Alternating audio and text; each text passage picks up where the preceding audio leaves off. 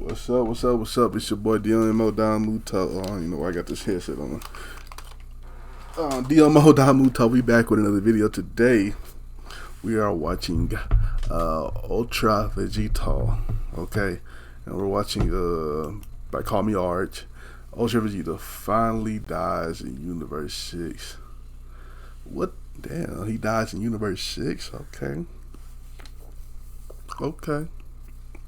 Well, we need to get into it and see what's about to happen. So let's go. Our story begins with us looking over a somewhat familiar area.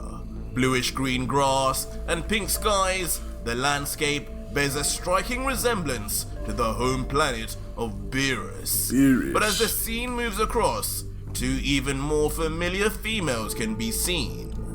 And they are of course revealed to be the Universe 6 Saiyans, Cauliflower and Kale, with Cauliflower looking her angry usual self complaining, where the hell are those guys? All that talk about gaining more power than we could ever believe, and this is how it goes? They said we'd start training first thing in the morning. I got up early for this. You know I never do that. You don't. To which the nervous Kale just responds, I don't know, sis. Maybe they started without us. We could just train together like we always do, you know. Started without us? This comment, of course, triggering the short-fused lady, and she continues, you mean Kappa would betray us and take all the training for himself? He better not, because if I find out, you know he's dead meat, don't you? I know. Damn boys always think they're stronger than us, but we'll put an end to that soon. Put an end to it? Sis, maybe we should just go home. I've never seen you this mad. No, Kale! But in response, almost proving Kale right instantly, Cauliflower raises her voice and fist as she angrily explains, I already told you, Kale, we're not backing down from a fight. The Saiyans on Sadala might not let us go on missions, but in the outside world, we're the strongest Saiyans in the universe. And after we beat those two, we'll be the strongest in history too. We're not losing to them this time, right, Kale? Which of course the supporting sister Kale, who has very little choice, then says back, okay sis, whatever you want. You know I'm with you until the very end. But suddenly, just as it seemed Kale had finally made some progress in calming down Cauliflower, 4 pairs of feet then appear on the scene. Immediately, one of them is revealed to be King Sadala himself, who's quick to look around and observe his surroundings until letting out, So this is where you live, feline? What a disappointment. I've seen war-torn planets on the brink of explosion more interesting than this. What kind of god lives somewhere so bland and boring? Damn. I want to head back to Sadala already. To which the almost done with the situation chumper, who has now come to expect the sharp tongue of the king, just face palms and responds, well, King, not all of us are royalty here. But besides that, you're not exactly here for sightseeing, are you, Saiyan? You're not. You're here for training, if you didn't forget. But interestingly, as Cauliflower notices the foursome, she slowly walks over to figure out who the strange taller man is. Until... wait a second. Is that... Dad? Is that you? Dad! What the hell are you doing here, old man? To which the king, seemingly looking puzzled, that's crazy, as he squints his eyes and mutters, Dad? Who is this unsightly wench claiming familial ties with me? What is she even Huh? Cauliflower! But of course, it's not long before a big smile emerges on the royal Saiyan's face as he finally recognizes her and continues, my daughter! You're one of the fighters this cat picked? You must be kidding me. What kind of training is this?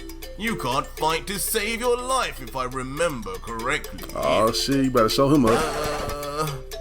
But Caulifla, embarrassed, just then reveals, Dad, the last time you saw me, or Mom, was when I was a baby.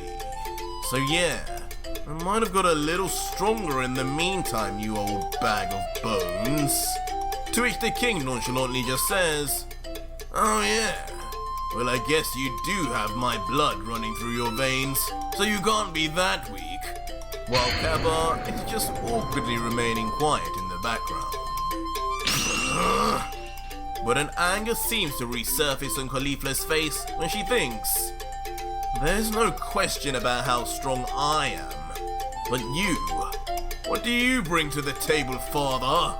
You weren't even picked for the tournament of power. Before then practically running over to Champa and getting in his face yelling, what are you playing at, Champa? You said it would just be me, Sis and Kaba. We're the strongest Saiyans in all of Sadala. Why bring my dad when he can't even turn Super Saiyan? We'll never beat Vegito like this. But Champa, slightly annoyed at the disbelief in his own plans, then turns his back to her and responds, Super Saiyan? Like I even care about that useless form. That form is useless. You can keep your blonde hair and never bother with it again. You're going to be training to go far, far beyond that if you want to be catching up to the Saiyans in Universe 7. And with the king here and his foretold potential, I bet he'll get there even before you three brats. Oh shit. Huh? Leaving Caulifla puzzled even more as she points to her father and queries, potential? Him? Mother used to say he was the laziest man she'd ever met. Damn. In more ways than one. What the hell are you talking about?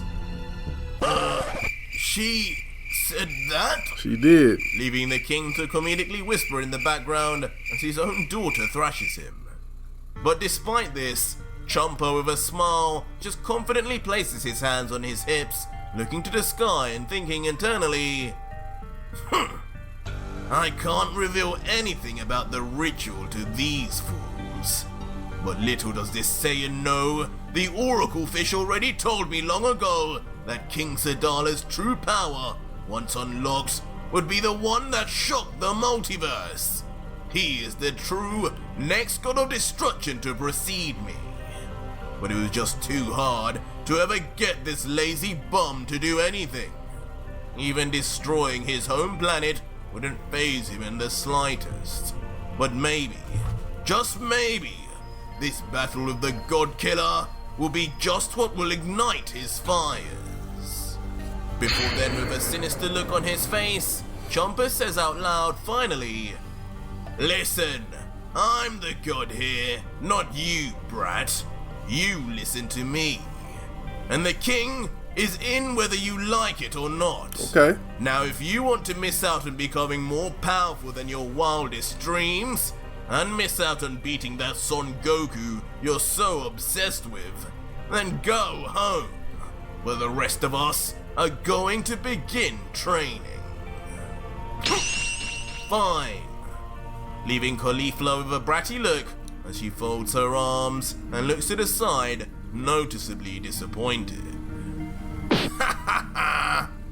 But as Caulifla sulks, King Sadala, like her doting father, comes over to grab her shoulder and says, cheer up, kid.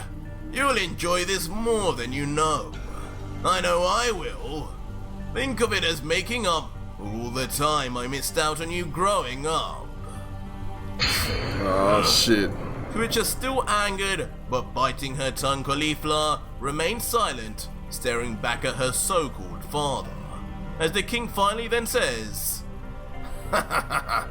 well, silent treatment it is then. But looks like you don't have much choice here regardless, young daughter. Young daughter.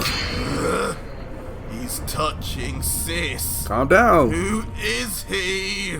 Calm down, As John. a Don't pull out the confused knife. Kale watching on begins to get increasingly angry as the legendary Super Saiyan transformation within her begins to awaken, rumbling the very planet beneath her.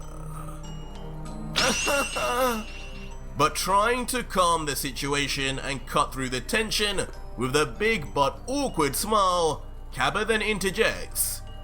Okay, now that's all out of the way, how about we get started now?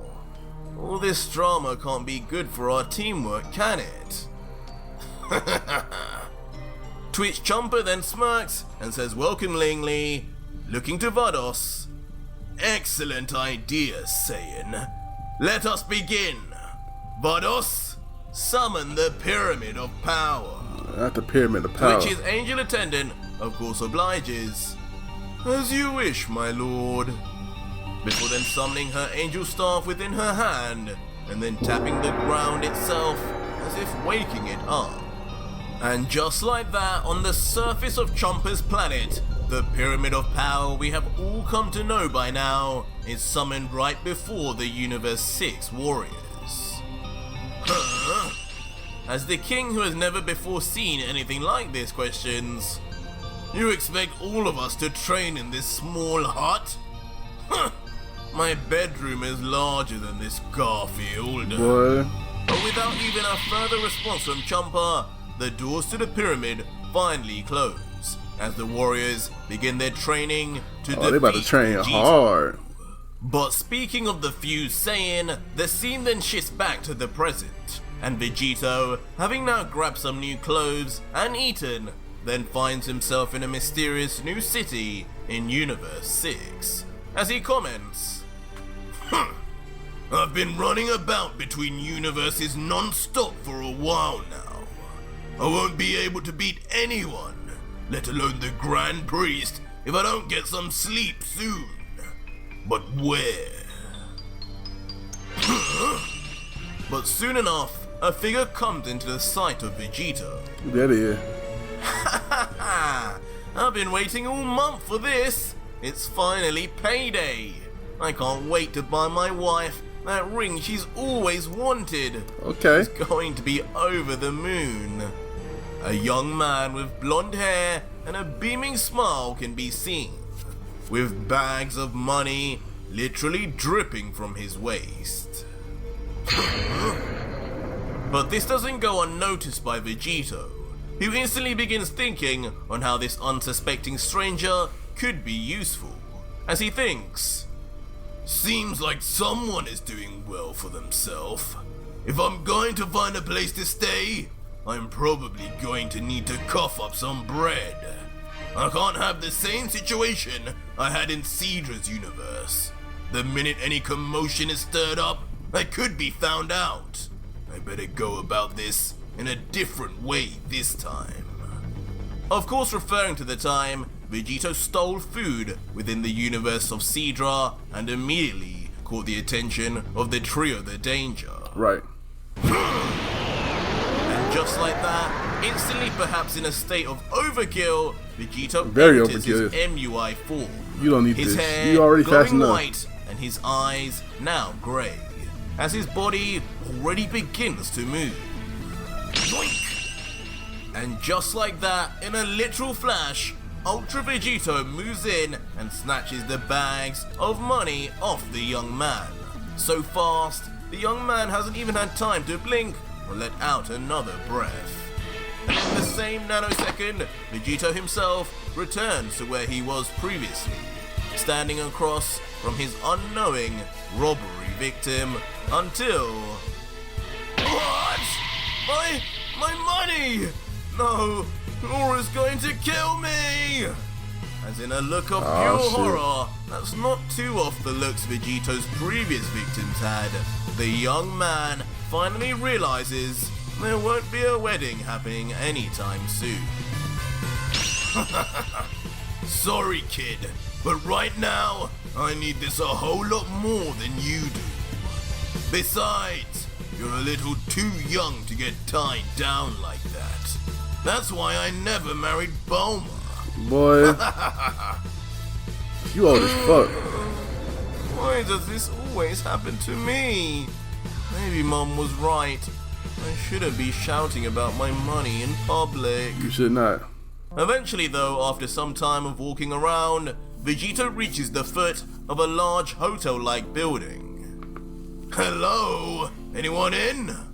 He enters confidently, and inside, at the reception, he finds a sweet, old lady. The unjudging woman then greets him. Hello there, sir. Looking for a room to stay the night, are we? Well, you're in luck. Today's price is only 10 zenny for a single room. How would you like to pay? Card or cash? But instantly, before the aged woman can even finish her sentence, Vegito nonchalantly slams the bags of money he just stole right on the table, easily totaling thousands of zenny, as he says with his eyes closed, I'm not good at counting, lady. How about this? This should be enough, right? Keep the change if there is any. Walking off to his room, leaving the old lady nothing short of gobsmacked, and she just mutters silently, yes, I think that will just about cover it, sir. And as the day moves on to the night, Vegito eventually finds himself in bed tucked in, his hand behind his head, as he looks to the ceiling in deep thought. Introspectively, he thinks on his journey so far and what's left. It's taken a while, but there only remain 6 gods left. 6 gods, I have damn. all the answers I need, and it's a straight shot through all of them from here on out. The only problem is, of the 6 gods I've killed, I've only absorbed the energy of 3 of them, and only 2 of their angels. In the end, to complete my form, and to truly be able to beat those 2, I'll need to go back in time and get the energies of every god I missed. An easy enough task I'll leave to the very end. But I don't know if I will ever be able to take your energy. Whis. Yeah, you can't take Whis energy, My bro. heart just won't let me after what you did for me. I hope that doesn't come back to bite me in the end. But as his thoughts get deeper and deeper, Vegito just naturally finds himself zoning out as his eyes begin to close. Like a shut up. Slowly, but surely, until eventually the legendary god killer is put to deep sleep. But in the dead of night, the door to Vegito's room begins to eerily open with a small creak. Oh shit. And through the door, Not a hit. set of mysterious Not but hit. somewhat recognizable boots then enter without barely a sound, as if trained to completely hide their presence. And attached to them, a masked figure that blends into the darkness of the room, approaches the completely oblivious Vegito, who continues to sleep away. As the figure looks down at the Saiyan, his face is still obscured without many facial features being displayed, except for 2 piercing crimson red eyes as he whispers, When I first received the assignment, I could hardly believe it. The background info of what you've been doing these last few years truly was unbelievable. Unbelievable. Even to myself. But a mission is a mission. Whether true or not, you are my target. This is business, not personal. I can't even say I see much of you in here, but it matters not anymore. Sleep well, Son Goku. As the mystery figure, who seems a little too familiar with Vegito, then cocks back his fist with true conviction before It's not gonna work, bro. launching it with serious speed and killer intent, straight for the heart of the still sleeping Vegito. One strike, especially while in his base form, and this could truly be the end of our hero. But just in the nick of time, moments before the fist had landed its fatal blow, Vegito's eyes open wide in shock, reacting to something, but not knowing what. What the? Immediately, the Saiyan raises his upper torso from his bed, still disorientated in expression, as he then turns his head side to side, asking himself, what was that? Was that a nightmare? I could have sworn I felt someone was watching me. Tell me who was watching. In danger. But maybe that was just a flashback to Gero. Before eventually, Vegito, sensing no one around him and thus no cause for alarm, seemingly finally relaxes, letting out, oh well, must just be this damn old building. Probably haunted by the ghosts of all the gods I've killed. Boy. Few more hours rest and I'll be ready to leave. See you soon, chumper. And with that said, like turning on a switch, Vegito instantly slams his head back onto his pillow, snoring out loud once again as he sleeps without a care in the world. Yeah, nigga ain't sleep. Over the next 8 hours or so, the night of the sky would then vanish to leave a shining sun in the day. And Vegito, being an early bird, would already be on his way out of the hotel saying, thanks for that, I'll be on my way now. Enjoy the money. To which the old lady would bow and reply nervously, yes, please come again, sir. And so Vegito would begin walking for a while, down a forest path, getting his bearings and thoughts in order before he continues his request for revenge. Until finally, he brings his staff forward and says with a smile, alright, that's enough of a warm-up. This damn trail will go on for miles. I think it's about time I paid Fat Beerus a little visit. Not Fat Beerus. He surely has found some crafty way to get stronger. I can't wait to see what futile attempt he brings to the table. Before he then brings his staff closer towards him and yells into it in classic style, Staff! Take me to this universe's god of destruction! Oh, but shit. suddenly, out of nowhere, a beam which seems to be made of nothing but extremely condensed air pierces through the body of Vegito, with such speed, power and ferocity that not even Vegito could do anything to avoid it. What was that? My heart, they got me. Soon revealing the attack had even made contact with Vegito's vital organs as he grips his chest in pain. Now grimacing as he struggles to recover, he continues, I can't move. Chumper must have figured out I'm here. Where is that damn coward? When I get my hands on you, I'm gonna...